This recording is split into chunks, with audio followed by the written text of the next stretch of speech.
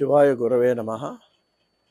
పద్యాలు అంతరార్థాలు శీర్షికలో ఇది భాగవతంలో పోతం రాసిన గజేంద్ర మోక్షణ ఘట్టంలోది. ఇప్పుడు ఈ పద్యం ఆయన గజేంద్రుడు విసిగెత్తిపోయి చివరికి ఈ పద్యం చెప్తాడండి. ప్రార్థన ఇది అందరికీ మనం చాలామంది ఇది ప్రార్థనా పద్యంగా కూడా చదువుకుంటారు.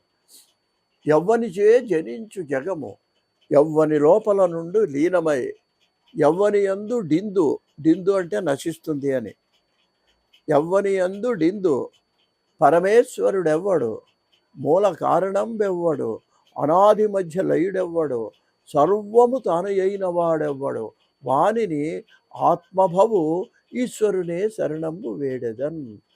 ఇక్కడ కూడా భగవంతుడిని శరణు వేడుతున్నాడు. ఈ భగవంతుడు అన్నప్పుడు ఎక్కడ విష్ణు అనే మాట అతను అసలు అనలేదండి. పైగా ఈశ్వరుడు అని కూడా అన్నాడు. ఇప్పుడు మనకు అనుమానం రావాలి, అదేంటంటే ఆయన ఈశ్వరుని ప్రార్థిస్తే విష్ణు ఎందుకు వచ్చాడు అని. ఇద్దరు ఒకటే కాబట్టి, శివుడు విష్ణువు ఒక నాణానికి రెండు రూపాలు కాబట్టి. అంతేకాదు పరమేశ్వరుని ప్రార్థించినా కూడా ఎవరి డ్యూటీ వాడు చేయాలి.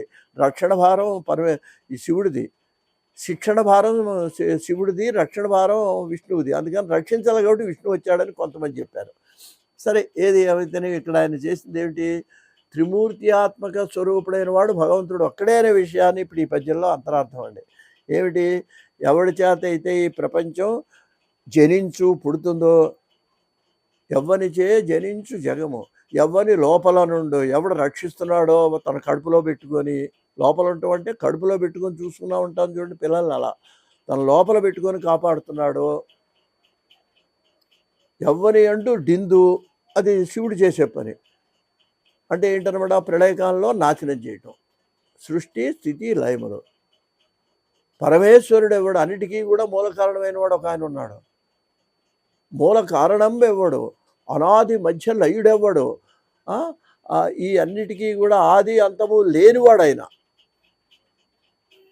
సర్వము తానే అయినవాడు.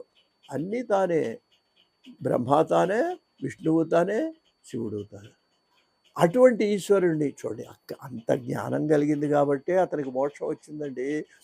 ఈ మనకు కనిపించేది ఏదో గజేంద్ర మోక్షం అండి, ముసలితో దెబ్బలాడాడండి, వాడు వచ్చి చక్రంతో చంపాడు, ఇది బాహ్య కథ.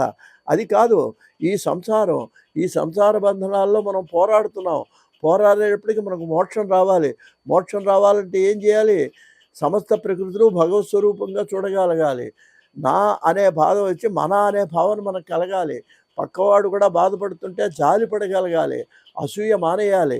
ఈ లక్షణాలను మనం అలవాటు చేసుకుంటే అప్పుడు గజేంద్రుడు అవుతాం. అప్పుడు మనకు మోక్షం కలుగుతుంది. అప్పుడు భగవంతుడు ఇది పద్యంలో అంత అంతరార్థం ఉందండి. అలా ఆ స్థితి కావాలంటే మనం ఏం చేయాలన్నమాట? ఇటువంటి ఈ భేదభావాన్ని వదిలేయాలి. అహం మమ, నేను నాది, ఈ రెండు వదిలేశాడు ఇప్పుడు గజేంద్రుడు. ఏమంటున్నాడు? ఠావులు తప్పని మూర్ఛ వచ్చే, నాకు వేరే దిక్కు ఏమీ లేదయ్యా, నీవే తప్ప నీ తప్పరం బెరుగా అనే స్థితికి మనం వస్తే అప్పుడు భగవంతుడు మనని కాపాడుతాడు. నేను చేసుకోగలను అన్నంత వరకు భగవంతుడు కాపాడనే విషయాన్ని ఇక్కడ మనకి భాగవతంలో చెప్పడం జరిగిందండి. అందువలన ఈ పద్యం మరొకసారి చదువుతాను.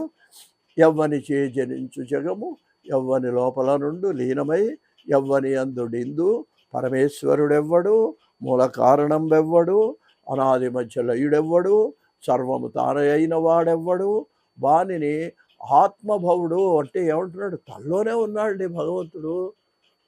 నివార శోకవత్ తన్వీ పీతాభాస్వత్యనూపమ తస్యాత్ శిఖాయ మధ్యే పరమాత్మ. ఆ భావన వచ్చిన రోజు నీకు ఇంక మోక్షమే. మోక్షం అంటే చచ్చిపోవటం కాదు, మోక్షం అంటే విముక్తి, సంసార బంధనాల నుంచి విముక్తి కలగాలి. భగవంతుడు నీలో ఉన్నాడు, భగవంతుడు ఎదుటి వాళ్ళు ఉన్నాడు. ఆ భావన గజేంద్రుడిలో కలిగింది, అందుకని వాడికి మోక్షం వచ్చింది. ఇది అంతరార్థం. స్వస్తి.